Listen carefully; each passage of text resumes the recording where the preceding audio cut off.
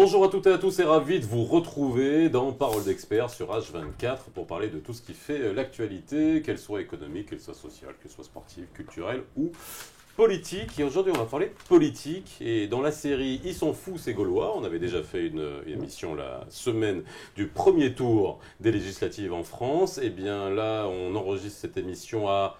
Allez, 2 jours. À 2 jours du deuxième tour, on sera fixé.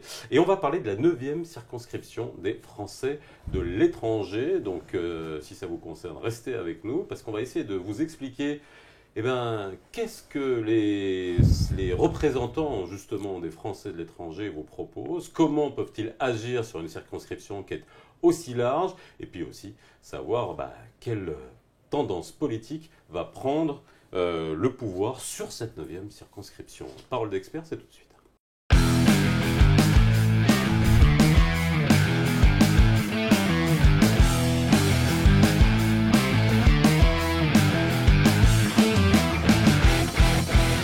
Et pour en parler avec moi aujourd'hui, j'ai le plaisir de recevoir Samira Djouhadi de la coalition présidentielle Ensemble. Bonjour Samira. Bonjour. Ça va? Très bien. Super, Toujours. Merci d'être avec moi. Olivier Do, qui est représentant de Kalem Bencher du Nouveau Front Populaire. Bonjour Faisal. Ça va? Bonjour Samira. Tout va bien? Très bien. Bon, alors, merci d'être avec nous aujourd'hui. Merci à toi. Alors, vraiment ne vous inquiétez pas, on est dans une émission marocaine. Donc, on parle cool, en français, je Très suis bien. marocain, donc je ne suis pas là pour faire des débats qui sont qu'on peut voir aujourd'hui. Après, je vous poserai la question justement sur le niveau des débats qu'on voit aujourd'hui dans les médias français qui sont assez incroyables, mais je sortirai de ma tanière d'objectivité pour en parler un petit peu. Mais si on est là aujourd'hui, c'est pour essayer de peut-être être un peu plus pédagogue sur cette 9e circonscription pour laquelle vous êtes en route, en chemin. Mais avant ça, quand même, je vais quand même vous demander de nous livrer un peu votre vision de la manière avec laquelle vous avez accueilli ce premier tour des législatives en France. Samira. Comment on l'a accueilli? D'abord avec d'abord colère de ce qui se passe d'abord dans l'Hexagone, puisqu'on est quand même guidé par l'Hexagone, il ne faut pas l'oublier. Colère parce que cette montée à la fois du RN et du Front Gauche déguisé en espèce de front populaire, et la suite de beaucoup de mécontentements, parfois pas du tout justifiés. Et moi, ma crainte, c'est que ces électeurs se fassent duper par des mots, de la démagogie profonde de certains, qui ensuite, les conséquences vont être encore plus graves une fois que ces personnes seront élues. Et pour en venir à la 9e circonscription, forcément on est entaché. Ça, il faut le dire. On est entaché surtout par le RN. On voit aujourd'hui que... On va en parler. Exactement. Il y a des gens au Maroc qui votent RN. Il y a des gens qui votent RN. Et même ailleurs, parce qu'il n'y a pas que le Maroc. Et il faut comprendre pourquoi ils votent, et on en reparlera, puisqu'il y a, je pense, une question sur ça.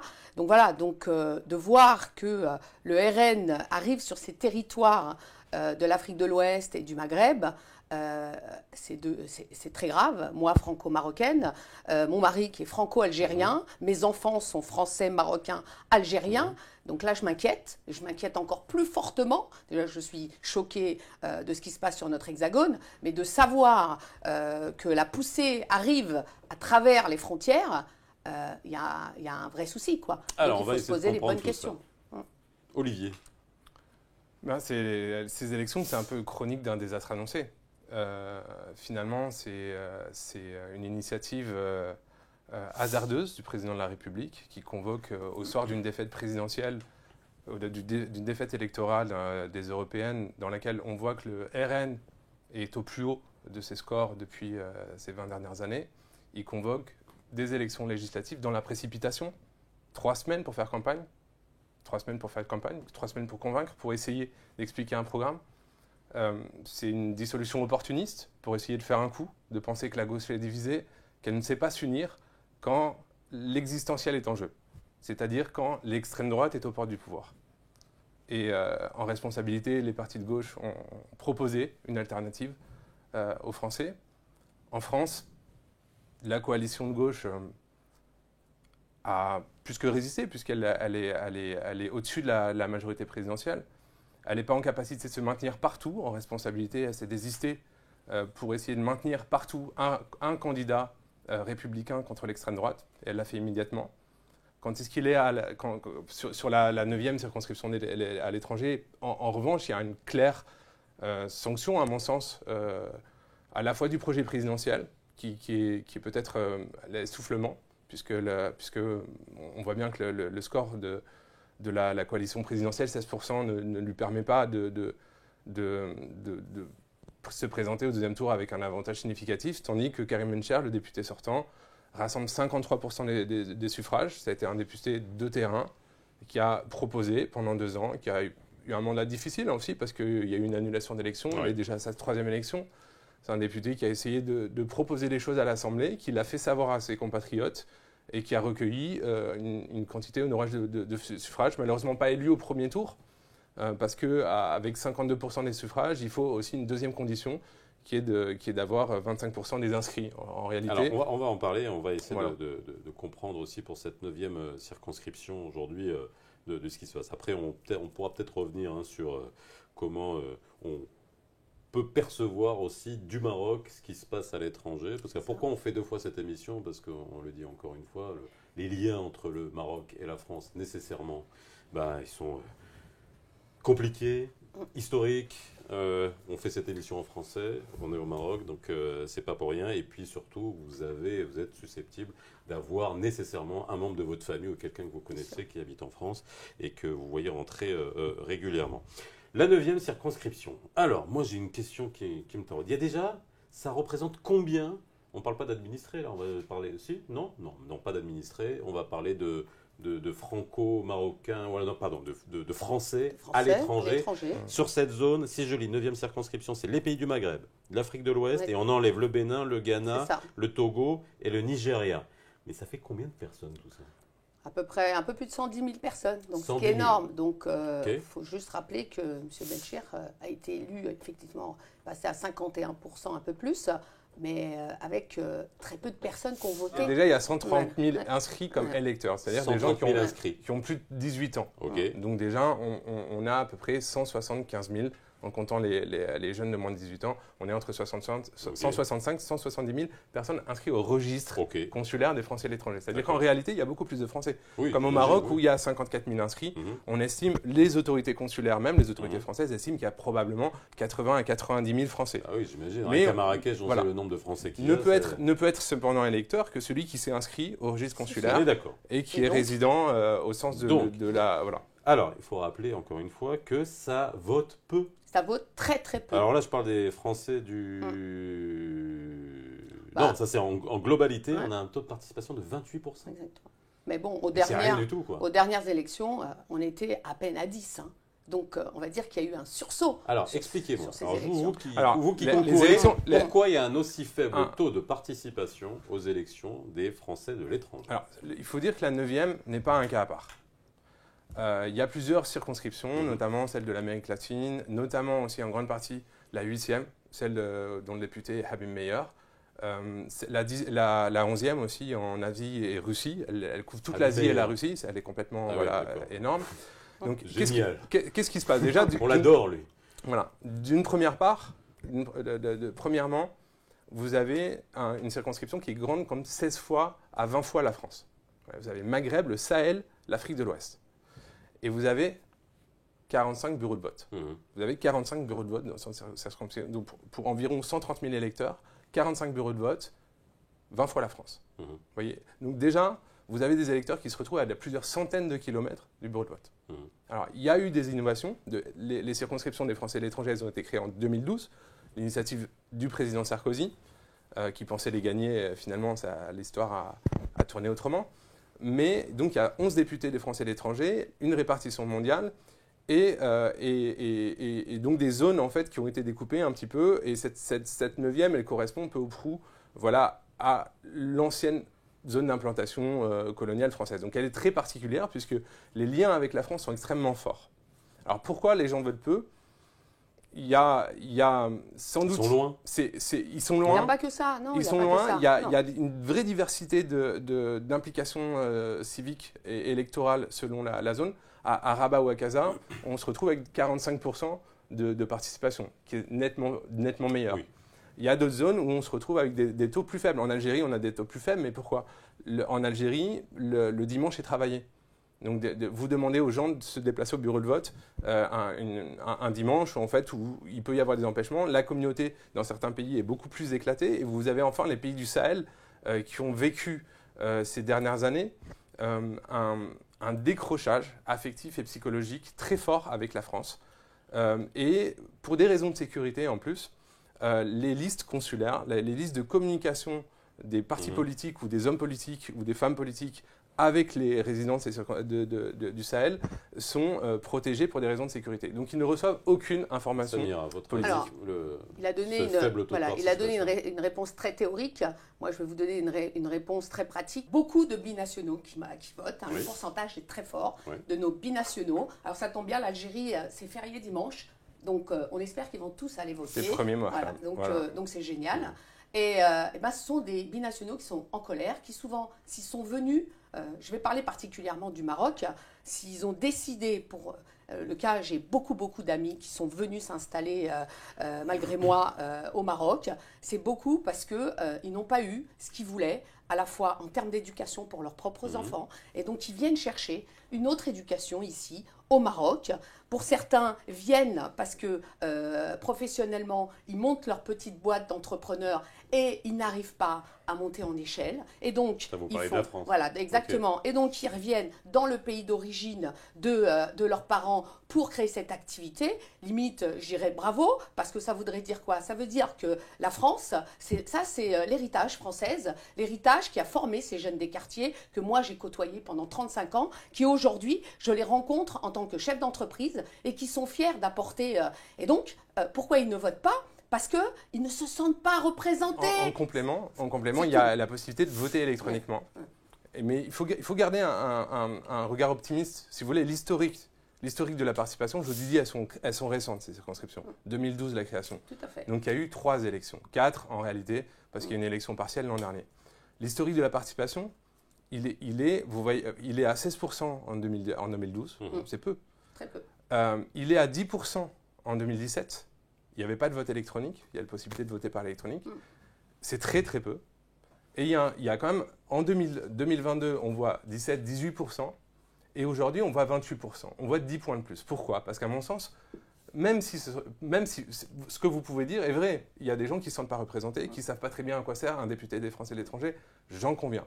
Mais par contre, je pense que cette fois-ci, 28%, ça dénote un enjeu. C'est-à-dire qu'on est quasiment sur un taux de participation où les gens ici, quand ils votent pour la présidentielle, les Français établis ici, quand ils votent pour la présidentielle, ils sont à peu près dans ces taux-là. 28, 32%, on choisit le président, c'est l'élection la plus médiatique, c'est l'élection avec le plus d'enjeux. Je pense qu'il y a un enjeu. Ce faible taux de participation, et encore on regarde ça d'ici, est-ce que les Français ne sont pas devenus des enfants gâtés de la démocratie ? C'est-à-dire qu'on ne va pas voter. On se dit, bon écoutez, finalement, moi, j'ai pas envie d'y aller. Quand on prend des prétextes, tiens, je suis en vacances, j'y vais, etc. On voit le nombre de procurations qui est très... Vraiment, est-ce que finalement, c'est quoi ? On s'est encrotté dans la démocratie à se dire, voilà, tout est acquis. Et là, les gens sont enfin en train de se réveiller. Mais quand on se gargarise sur 65% de taux de participation, on se dirait, mais pourquoi il n'y en a pas 90 ou 95 de taux de participation ? Est-ce que vous êtes satisfait de ce taux ? Déjà, là, je parle d'un niveau global. Là, on parle bien sûr.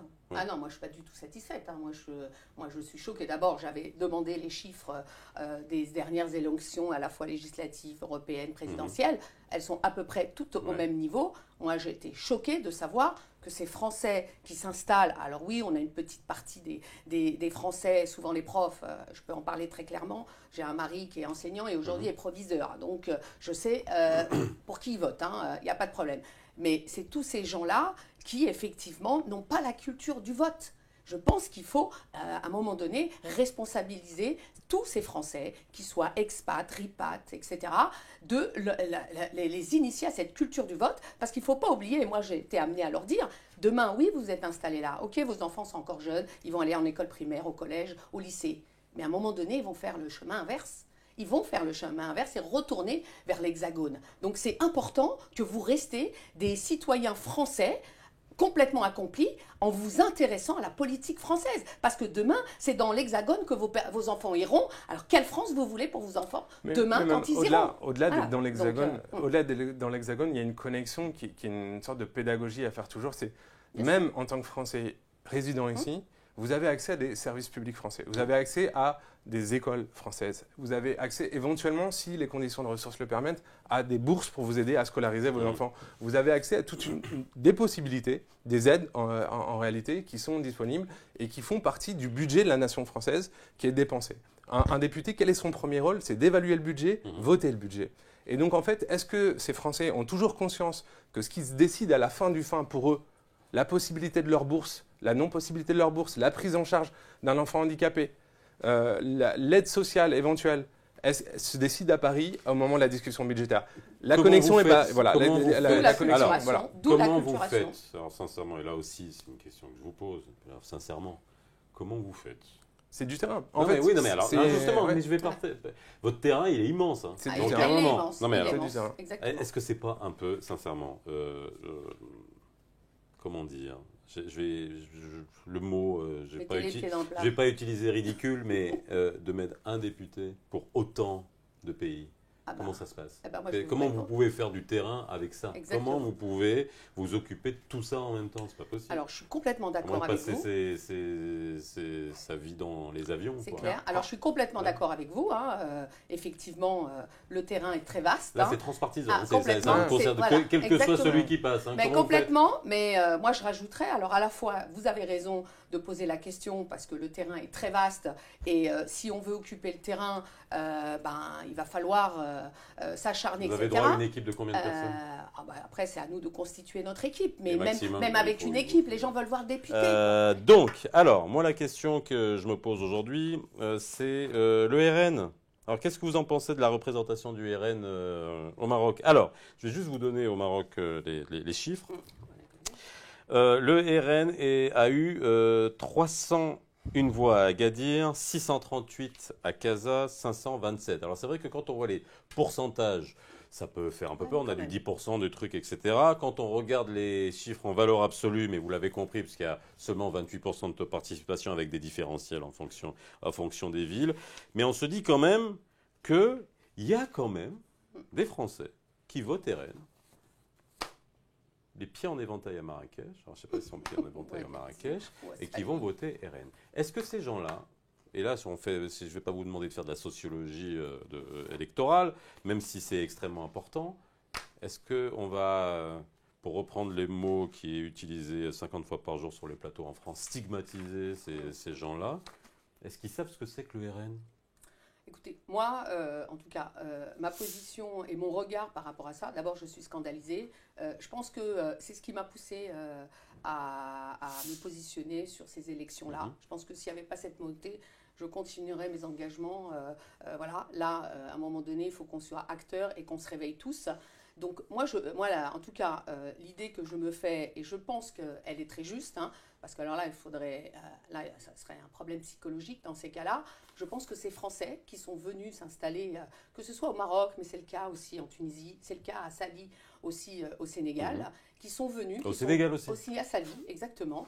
Donc ils sont venus s'installer dans ces pays parce que tout simplement, ces gens-là ne peuvent pas vivre leur retraite en France, qui est, on va dire, en moyenne de 800 €. Donc forcément, 800 € au Maroc, ce n'est pas 800 € en France.